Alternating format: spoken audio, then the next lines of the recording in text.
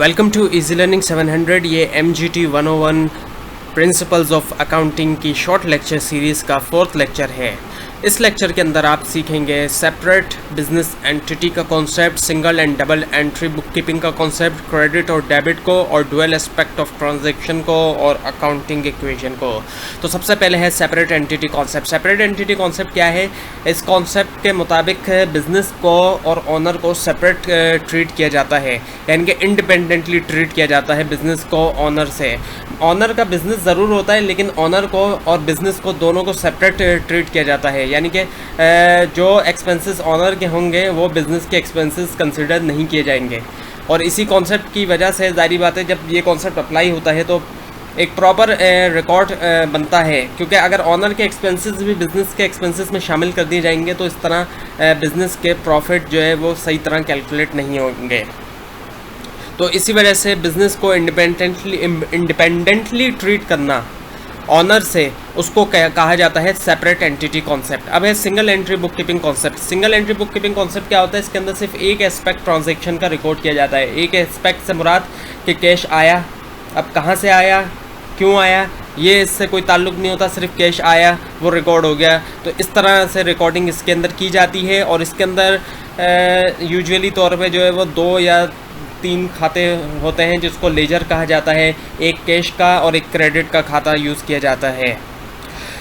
Double entry book keeping concept है। अब double entry book keeping concept base करता है 2 एस्पेक्ट के ऊपर। 2 एस्पेक्ट होते हैं ट्रांजैक्शंस के, रिसीविंग बेनिफिट का भी और क्रेडिट का भी। और दोनों एस्पेक्ट को सेम बुक ऑफ अकाउंट में रिकॉर्ड करना, ट्रांजैक्शन के दोनों एस्पेक्ट को रिकॉर्ड करना सेम बुक ऑफ अकाउंट में, इसको हम कहते हैं double entry book keeping system. Debit से हम जो है वो बेनिफिट रिसीव को शो करते हैं और क्रेडिट से हम बेनिफिट प्रोवाइड को शो करते हैं, और इनकी शॉर्ट फॉर्म है डेबिट की DR और क्रेडिट की है CR। अब थोड़ा सा इसका फ़र्क समझ लेते हैं debit single entry book keeping double entry का। Single entry book keeping system use होती है ज़्यादा तौर पे स्मॉल बिजनेसेस यूज़ करते हैं इसको, और गवर्नमेंट्स भी यूज़ करती हैं। लेकिन अब इस दौर में गवर्नमेंट का भी ये तरीका निकल रहा है कि गवर्नमेंट भी डबल एंट्री की तरफ मूव कर रही हैं, लेकिन ज़्यादातर गवर्नमेंट जो है वो सिंगल एंट्री कॉन्सेप्ट यूज़ करती हैं, और स्मॉल बिजनेसेस जितने भी हैं, क्योंकि इसके अंदर सिंगल एस्पेक्ट रिकॉर्ड किया जाता है ट्रांजैक्शन का कि कैश आया, अब कहाँ से आया, क्यों, इसका कोई वो नहीं होता। जबकि डबल एंट्री जो होती है उसके अंदर दोनों एस्पेक्ट रिकॉर्ड किए जाते हैं, रिसीविंग बेनिफिट भी, प्रोवाइड बेनिफिट भी। और इसके अंदर साथ में ये जो डबल एंट्री का कॉन्सेप्ट है ये ज़्यादा बेहतर है, ज़्यादा कॉम्प्रिहेंसिव है, ज़्यादा रिलायबल है as compare to single entry book keeping system. इसी वजह से बड़ी बड़ी कंपनीज जो है वो double entry book keeping system का कॉन्सेप्ट यूज़ करती हैं। अब डेबिट और क्रेडिट को समझते हैं जो यूज़ होता है double entry book keeping system में। ये 2 जो है लैटिन वर्ड्स हैं, अब ज़ाहिर बात है डेबिट और क्रेडिट की जगह रिसीव्ड और पेमेंट भी यूज़ हो सकती थी वर्ड्स, लेकिन इन दोनों का यूज़ इसलिए होता है कि ये लैटिन वर्ड है और अकाउंटिंग का सिलसिला जो है स्टार्ट का वहीं से हुआ था, इसी वजह से भी।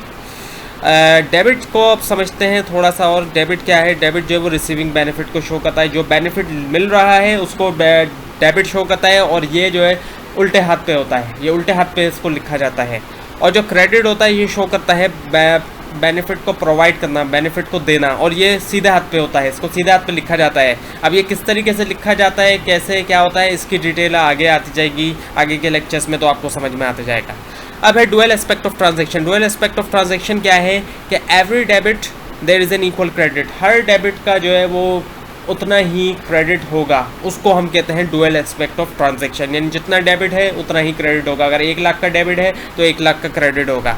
अब एक एग्जांपल दी हुई है कि मिस्टर ए जो है वो बिज़नेस स्टार्ट करते हैं, और जब बिज़नेस स्टार्ट करते हैं तो वो इनिशियली तौर पे वो 1 लाख का कैश इन्वेस्ट करते हैं। 1 लाख रुपया उन्होंने कैश लगाया बिज़नेस के अंदर, और उसके अलावा कैश में से उन्होंने कुछ चीज़ें ख़रीदी। 50,000 की उन्होंने बिल्डिंग ख़रीद ली, उसी कैश में से 10,000 की उन्होंने फर्नीचर ख़रीद लिया, और 15,000 की उन्होंने व्हीकल ख़रीद ली, यानी गाड़ी ख़रीद ली उन्होंने। अब क्या हुआ, टोटल इन्होंने लगाया कैपिटल 1 लाख का, लेकिन जो उन्होंने एसेट्स के ऊपर ख़र्चा किया वो किया 75,000 का, लेकिन अभी भी 25,000 कैश बाकी है।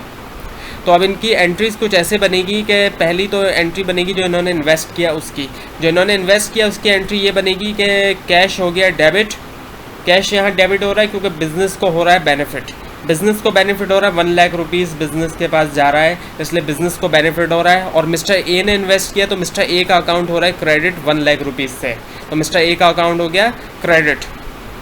अब एंट्रीज़ हैं उन तमाम चीज़ों की जो परचेज़ की गई, जो एसेट्स परचेज़ किए गए कैश में से। बिल्डिंग परचेज़ की गई 50,000 की, बिल्डिंग हो गई डेबिट, और कैश 50,000 से परचेज़ की गई तो कैश हो गया क्रेडिट, क्योंकि कैश जो है वो जा रहा है।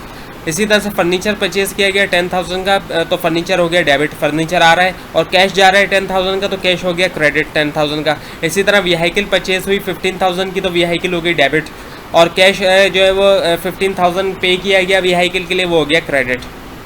बेसिक कॉन्सेप्ट, बेसिक प्रिंसिपल कुछ यूँ है डबल एंट्री का, जो कि अब तक आप शायद समझ भी गए होंगे कि हर डेबिट का क्रेडिट मौजूद है। जैसे कि यहाँ देख सकते हैं आप, जितने भी डेबिट हैं उनका इक्वल अमाउंट का क्रेडिट मौजूद है। 50,000 का डेबिट है तो 50,000 क्रेडिट है, 10,000 का डेबिट है तो 10,000 का क्रेडिट है, 15,000 का डेबिट है तो 15,000 का क्रेडिट है। तो हर डेबिट का एक क्रेडिट है, और तमाम जितने भी डेबिट होंगे वो तमाम क्रेडिट के बराबर होंगे। यहाँ पे भी आप देख सकते हैं जितने भी डेबिट है वो तमाम क्रेडिट के बराबर हैं। अब एसेट्स को देखते हैं। एसेट्स क्या होते हैं? एसेट्स जो है ये वो तमाम चीज़ें होती हैं जो बिज़नेस की मिल्कियत होती हैं, बिज़नेस की ओनरशिप के अंदर होती हैं। इसके अंदर प्रॉपर्टीज़ भी आ जाती हैं और भी दूसरी चीज़ें आती हैं। इसकी कई सारी टाइप्स हैं। इसकी टाइप्स यहाँ 2 टाइप्स दी हुई हैं, टेंजिबल और इनटेंजिबल। टेंजिबल जो कि फिजिकल एग्जिस्टेंस जिनकी होती है, जैसे कि फर्नीचर है, व्हीकल है, जिनको टच किया जा सकता है, देखा जा सकता है। और इनटेंजिबल वो होती है जिसको टच नहीं किया जा सकता, देखा नहीं जा सकता, जैसे मनी रिसीव करना, पैसा रिसीव करना। किसी को कोई चीज़ उधार पे अगर बेची गई है, अब उधार पे बेचने की वजह से उससे पैसा रिसीव करना है, तो ये भी एक एसेट है जिसको रिसीवेबल कहते हैं। अब इसकी डिटेल आगे आएगी तो आपको और क्लियर होता जाएगा आगे के लेक्चर्स में। अच्छा, अब है अकाउंटिंग इक्वेशन। अकाउंटिंग इक्वेशन के अंदर यहाँ जो एग्जाम्पल दी हुई है, डेबिट्स की एग्जाम्पल दी हुई है और क्रेडिट्स की एग्जाम्पल दी हुई है। कुछ डेबिट की चीज़ें हैं, कुछ क्रेडिट की चीज़ें, और ये इक्वेशन उसी के ऊपर बेस है जो पिछली एग्जाम्पल थी। मिस्टर ए ने जो 1 लाख रुपीज़ इन्वेस्ट किया है, अब इसके अंदर मिस्टर ए ने जो कैश इन्वेस्ट किया वो 1 लाख है, वही वाला, और कैश से जो चीज़ें खरीदी गई हैं वो भी दी हुई है, बिल्डिंग, फर्नीचर, व्हीकल, ये तमाम की तमाम जो चीज़ें हैं ये 1,75,000 दिया हुआ है। 1 लाख कैश इन्वेस्ट किया और 75,000 की चीज़ें की, ये डेबिट हो गई। और क्रेडिट के अंदर मिस्टर ए ने जो इन्वेस्ट किया अमाउंट वो किया 1 लाख का, और 75,000 मिस्टर ए ने जो है वो कैश यूज़ किया। तो इक्वेशन इसकी कुछ यूँ बनी, डेबिट्स पे सारी वो चीज़ें आ गई जो डेबिट पे यहाँ दी हुई हैं, और क्रेडिट पे वो दोनों चीज़ें आ गई, और ये दोनों का अमाउंट जो है वो बराबर है। 1,75,000 ये भी है और 1,75,000 ये भी है। लेकिन अब क्या है सिलसिला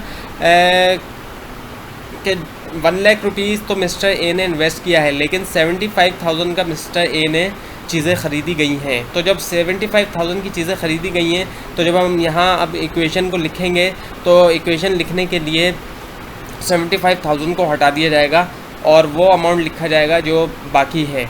यानी कैश जो है वो 1 लाख के बजाय 25,000 बाकी है, तो 25,000 का कैश यहाँ लिखा गया, बिल्डिंग लिखी गई जो ख़रीदी गई है, फर्नीचर भी ख़रीदा गया, व्हीकल भी ख़रीदी गई। इसी तरह से क्रेडिट के अंदर मिस्टर ए का अमाउंट लिख दिया गया 1 लाख रुपीज़ का। कैश का 170 कैश का जो अमाउंट था वो हटा दिया गया है। जो अमाउंट यहाँ देख सकते हैं आप 75,000 का, ये अमाउंट हटा दिया गया। तो इस तरह से ये इक्वेशन बराबर हो गई। 1 लाख का अमाउंट मिस्टर ए ने इन्वेस्ट किया है और कैश उनके पास बचा है 25,000 का, बिल्डिंग उन्होंने ख़रीदी 50,000 की, फर्नीचर 10,000 का, व्हीकल 15,000 का, और ये दोनों साइड जो है वो बराबर हैं। अकाउंटिंग इक्वेशन के अंदर ये दोनों साइड्स बराबर हैं। अब अकाउंटिंग इक्वेशन के अंदर एक बड़ी अहम चीज़ है जो समझने वाली है, वो ये है कि बिज़नेस ने जब मिस्टर ए ने पैसा इन्वेस्ट किया बिज़नेस के अंदर, तो सेपरेट एंटिटी कॉन्सेप्ट जो अभी आपने पीछे पढ़ा है, जो मैंने पीछे आपको बताया है, उसके मुताबिक ऑनर और बिज़नेस दोनों अलग अलग चीज़ें कंसीडर की जाएंगी। ऑनर को जो है बिज़नेस से हट के कंसीडर किया जाएगा।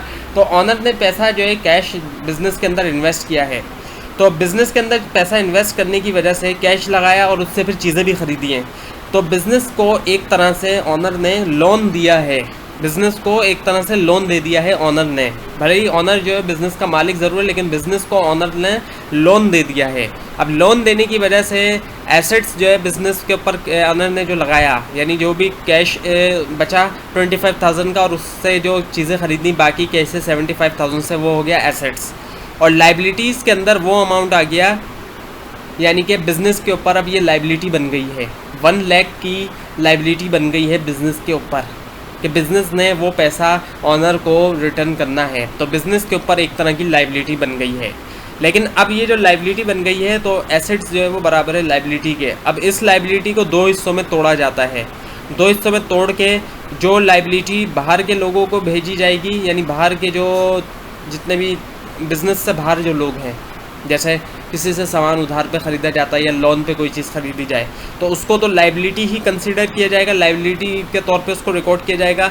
लेकिन जो ऑनर ने पैसा लगाया है उसको कैपिटल के तौर पे लिखा जाएगा। तो इसी वजह से assets is equals to capital plus liabilities, ये अकाउंटिंग इक्वेशन है। जो प्रॉपर अकाउंटिंग इक्वेशन है वो है assets is equals to capital plus liabilities, यानी कि एसेट बराबर होता है जितने भी असासे हैं, चाहे वो कैश हो, चाहे वो बिल्डिंग हो, चाहे वो फर्नीचर हो या जो भी चीज़ें हो, वो बराबर होते हैं कैपिटल के जो ऑनर ने पैसा लगाया प्लस लाइबिलिटीज़। लाइबिलिटीज़ क्या हैं? वो तमाम चीज़ें जो आउटसाइडर हैं, यानी किसी से कोई चीज़ उधार पे लिए या किसी को कोई पैसा देना है तो वो तमाम चीज़ें जो है वो लाइबिलिटीज़ के अंदर आ जाएंगी और ऑनर का लगाया हुआ पैसा कैपिटल के अंदर आ जाएगा। ये है अकाउंटिंग इक्वेशन। तो ये था आज का लेसन नंबर 4। आपको कोई कन्फ्यूजन है तो नीचे कमेंट ज़रूर कीजिए और इस तरह की पूरी सीरीज़ को देखने के लिए इस चैनल को सब्सक्राइब कीजिए। Thanks for watching.